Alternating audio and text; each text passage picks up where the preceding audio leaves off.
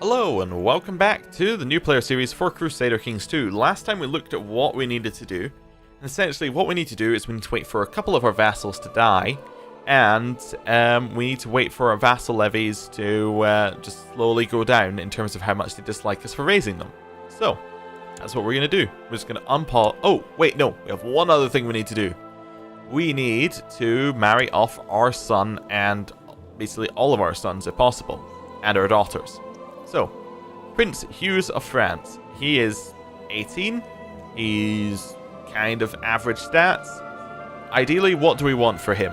Well, we want somebody who buffs up the stats that he's got that are not so ideal.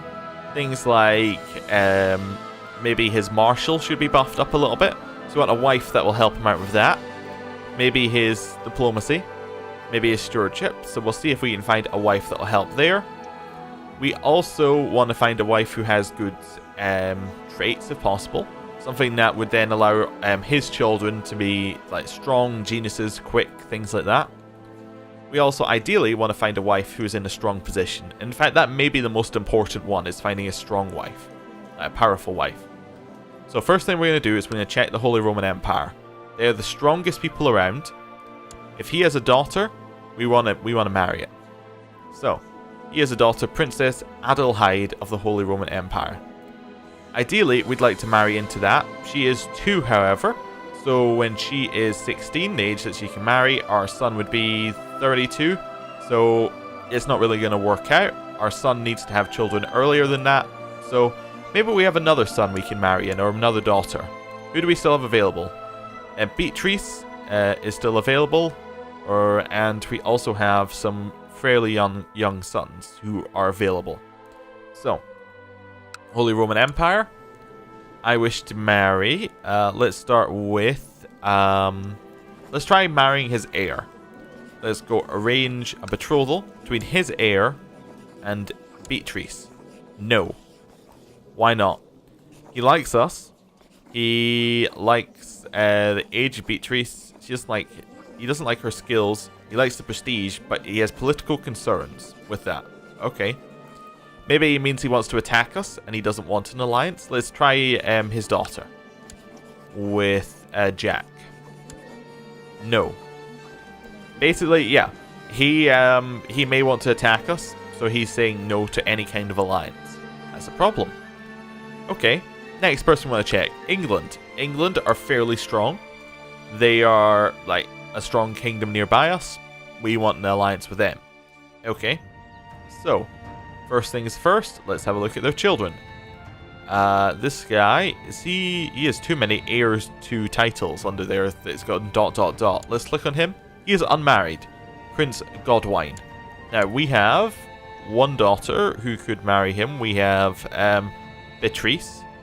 Let's see if we can marry into his heir. So Godwine, I'd like to arrange a betrothal between him and Beatrice. He would say yes.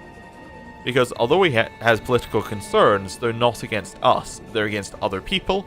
Therefore, he's happy to get this alliance. Okay, cool. Let's just attach ourselves there. And when that goes through, we will then have our alliance with England. Now, other people might want alliances with. The Byzantine Empire is a big one. Another one is, if we control-click on the Holy Roman Empire, we might want allies with some of their more powerful vassals, so if he declares on us, we can maybe get their vassals on our side. And Hungary as well, Croatia, Poland, things like that. Denmark, those are all kind of big targets. Norway as well could be a target for us to get marriages with. So, Byzantine Empire, let's have a look here. Son is currently married. First daughter is dead. Next son. Actually, we don't need to look at sons anymore. Both of our daughters are already married. So we're looking at his daughters. You are not betrothed. You're betrothed. You are not betrothed. So we have a 6-year-old daughter who is not betrothed. So let's have a look here. Let's see if we have a son who's around the right age. We have Bernard. Bernard could definitely do. So we will... offer a marriage with his 6-year-old, with our 6-year-old, with Bernard. No. Would prefer matrilineal marriage. Now, we could say yes, but we could say yes like this, and this means that basically everyone will be of her dynasty. This isn't necessarily a problem. Let's have a look at Bernard here. Bernard is 4th in line. So this would be reasonable. But if we're doing that, we maybe want to put it as Jack, 5th in line. Basically, because we don't want any claims being something they can use. And the further down he is, the less chance he has of inheriting naturally as well. So, let's get this marriage. We'll go betrothed. We'll go for Jack. We'll go matrilineal. He will say yes. He doesn't like it because Jack is a little bit younger, but overall, he's okay with this betrothal. So we will arrange that betrothal. Right. Other people we may want to marry with. We may want to marry into this one here, into Apulia. I was like, I don't remember a country called Apulia, but it's because the A is hidden under the shield here. So Apulia, we may want to marry into, because they look like they may be in a strong position. However, they're likely to be attacked by the Holy Roman Empire, so they may not be in a strong position for much longer. Hungary is probably a better target here. So, Hungary. Hungary has 2 daughters. Now, the problem with this is that basically he will not say yes to a marriage, because if he was to die, his heirs would be his daughters, and basically that would mean that his heirs would be his daughters. So it would be like it'd be putting a giant target on his head for us trying to kill him. So he's not going to accept that. So we're going to leave him alone. Poland. Let's have a look here. He has 1 daughter. This isn't going to work. Is his sibling married? She is married, yes. So that's not going to work. If we go up to Norway here and have a look at King Olaf, he has many children. Okay, let's see if we can marry one of his daughters. So we got a 4-year-old daughter. Our son, Bernard, might work. Let's see if we can marry that one. 4-year-old, still a little bit young for our actual heir. So let's arrange a betrothal between you and Bernard. He will say yes. Why? Because he quite likes us and it gets him prestige. So that's good. We'll get that marriage going. How about Denmark? King Sven the Tormentor. Most of his children are imprisoned by... Oh no, they're all in seclusion. Oh, so that basically means that there is some sort of epidemic in their lands that they're worried about. So they're not gonna marry right now unless they're currently not in seclusion, which means they're not in his court. So there's someone we can't really speak to right now. Okay. Anyone else we might want to marry into? Doesn't seem like there are any obvious target. Maybe Scotland? Maybe we can marry into Scotland if there's somebody reasonable there. Nope, all of them are males, so can't marry into that. Right. Next thing for marriage. We're going to open up this. We're going to go to load filters. We're going to load the first one. And this is my marriage filter. This is women who are my religious group, and that's pretty much it. So, what we're looking for here is we're going to go to all. We are going to look for genius. So we're just going to type it in. So, we're going to try and spell it correctly as well. That is right, I think. But there are no geniuses. How about strong? There is a strong person. There's a strong, attractive lady. She'd be perfect in every way except that she has cancer. So that's unfortunate. Not really going to marry her. Quick. There is a quick person. The court physician of Portugal. She is quick, kind. She is 59 years old, so that's why she's out. Okay. What about attractive? We have a few attractive ladies here. Not that many. We're going to sort by age. We're going to go youngest. So we have an 18-year-old. She's attractive. She's charitable. She's temperate. She's arbitrary. She's paranoid. She's not going to work because her stats aren't good at all. You have a 30-year-old who's not going to work because she's currently pregnant. And then everyone else is too old or has cancer. Right. So there are no good genetic traits that we can get through there. That's unfortunate. Now what we're going to do is if we can't get any good genetic traits, we're just going to reset the list by clicking back and forth. We're going to look for good stats. So stats that we want. We're going to look for stats. So we're going to go for very high martial. Let's do that one first. So, first one on the list is Sophia. She is reasonably good martial. In fact, she's a reasonably good commander. She is orthodox, which is a slight problem, and she's zealous. Maybe let's not marry the zealous orthodox lady. Let's go down just a little bit.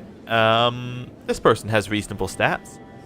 Oh, they're also too old. It'd be nice if we could set an age limit, like say nobody over this age, but I guess that's fine.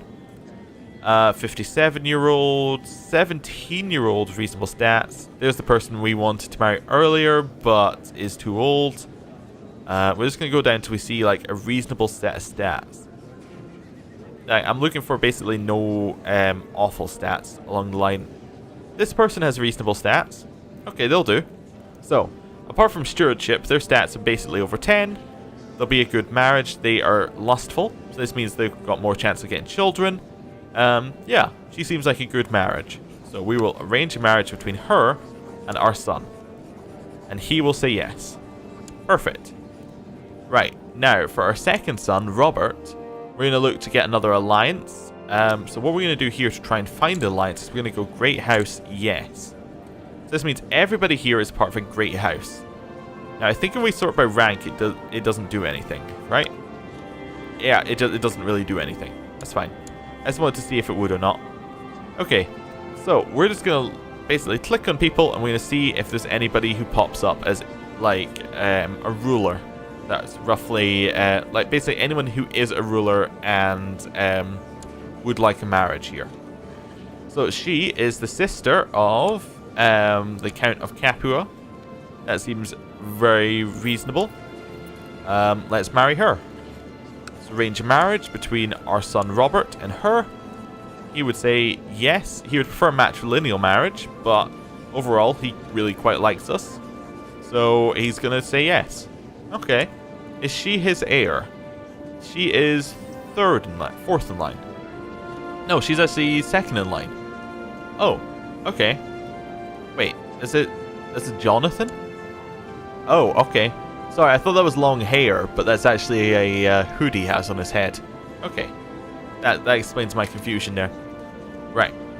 So it goes Jonathan, then it skips Bartomelo for some reason, then it goes to Limpesia. Yeah, why does it skip Bartomelo? I'm not entirely sure why it skips him, but it does, so that's fine. So if we were to kill his heir and then the next one along, Capua would belong to our brother, which would be cool. Right, let's let some of these marriages go through. Oh, also we have another thing to look at. We have this epidemic's little thing that's popped up over time. We click on it. You can see there is an epidemic in our land. There is consumption in our land. And I think if we go to intrigue, we scroll to the top. Yes, we are able to shut the gates and close ourselves in with our courtiers. It should actually be a thing up the top here. I don't know why it's not. Interesting. It should actually pop up at the top, given that we can do it.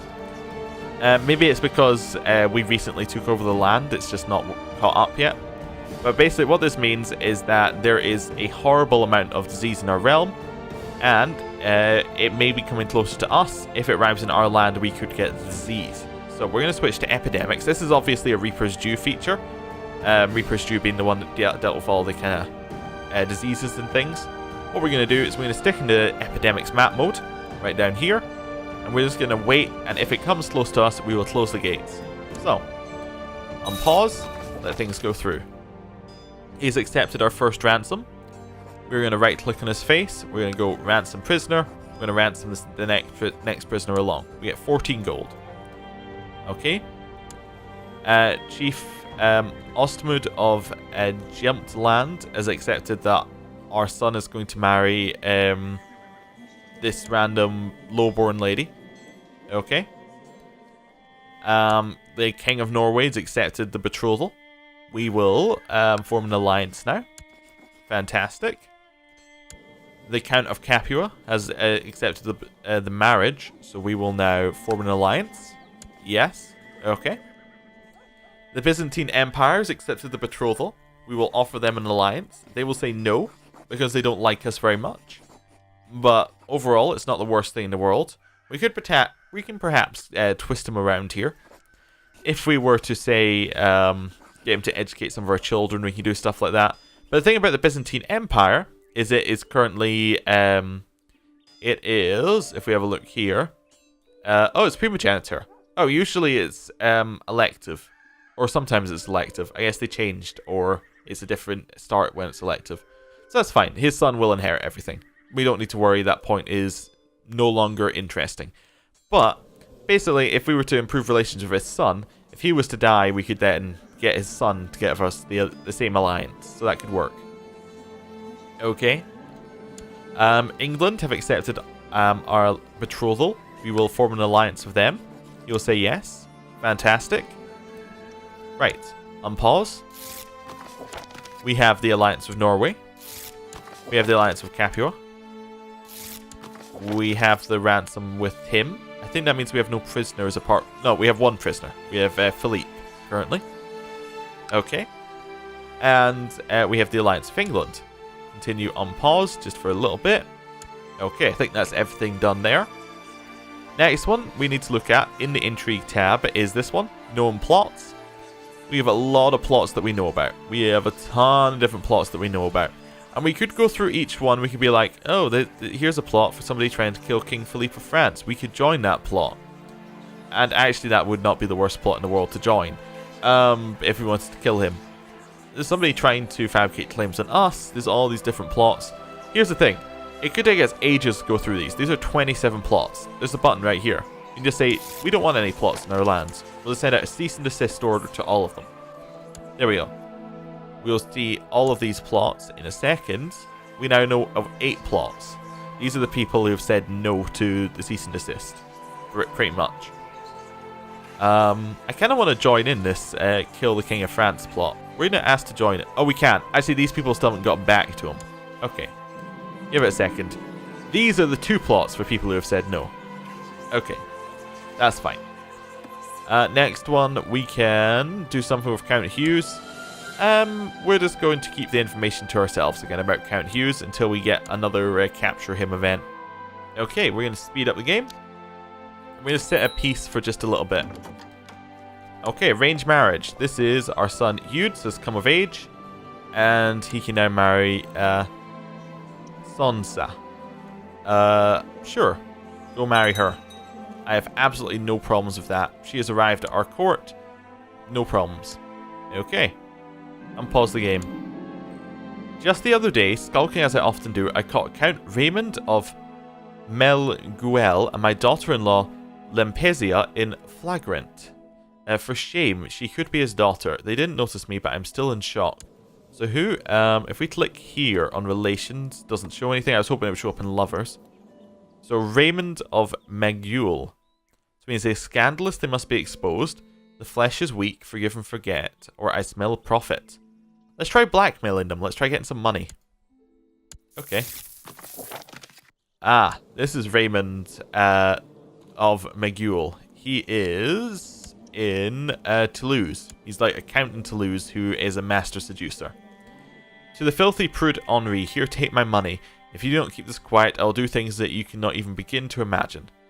Okay, cool. I don't know how much we got there, but I think it was like 10 gold or something. Okay. Our vassal was given a seat in the College of Cardinals. Now, we talked about this before. If we go to religion and we go to College of Cardinals, we will now see that, what's his name? Agen. Now, see right here, this is our vassal. He currently is obviously in the College of Cardinals. And if we were to fund some more people to get into it, basically we could try and get one of them into the Preferatus. Right now, he's not next in line to that. Because he's not suitable to be the Pope. Now, I think the Pope's suitability is something like they have to be Italian, they have to be old, like all of these things kind of add into it. They have to be pious, things like that. But right now, not suitable. That's fine. We keep this information to ourselves. Also, if they're within the same realm as each other, they will likely vote for each other, things like that. Okay, we're just going to stay at peace just for a little bit, let the realm kind of settle down. Wait for some people to die. We're going to say we keep spying on Count Hughes. Basically, we're waiting for the Duke of Normandy to die. Oh, wait. That was the Duke of Anjou inherited Duchy of Anjou from people. Okay. Was he on our council? I guess not, because we would have an empty council position. Yeah. Basically, what we're waiting for is we're waiting for one of our council positions to become empty so we can fill it with somebody who'll vote yes with us. A daughter was born to Prince Robert of France and Limpazia Drengot, named Cecil. Okay, so this is our second son now has a daughter. So we have a granddaughter. That is absolutely fine. Okay. Keep waiting on that. Our money is going up. Something we could do with our money right now is we could upgrade our holdings. We could go into our holding here, click on Dijon, click on this one itself. We could upgrade it with something. Like jousting lifts would give us extra heavy cavalry and heavy cavalry attack. Now you see it's only 25, and you'd be like, why would you want to only get 25 troops? Well, basically, if we hover over one of these, like say we hover over archers, you see that there's a whole bunch of modifiers onto that 25. It's your levy multiplier is made up of owner skill, capital county, walls of different levels, keeps of different levels, and training troops there. So basically, we actually get 162.5% of whatever number comes in. So our 25 troops we would get is like, what, 75 almost? No, that would be 200%. Probably like 60-ish, something like that. So it's not that bad. It's still not amazing. But here's the thing. Each different multiplier you add into this equation, you get more and more and more troops. So that's why like all of these numbers are fairly low. It's because they get multiplied. If we get barracks, we would get an extra 65 troops. That's about 100 and something odds. We'd also get training grounds, which give us some retinue size. Retinue is something we haven't looked at yet, but we could look at it soon. Militia training grounds is usually pretty good. It gives you 100 troops, so that would give us 162.5% of that. So, well, that would give us 200 and something. That's not bad. Or we could upgrade to keep 3, which would give us an extra 15% levy overall. Which doesn't sound like a bad idea, actually. We'll upgrade that. So basically, that will give us another 15% onto the modifier. Okay, cool. Well, I am going to end the episode here. Thank you for watching. I'll see you next time. Goodbye.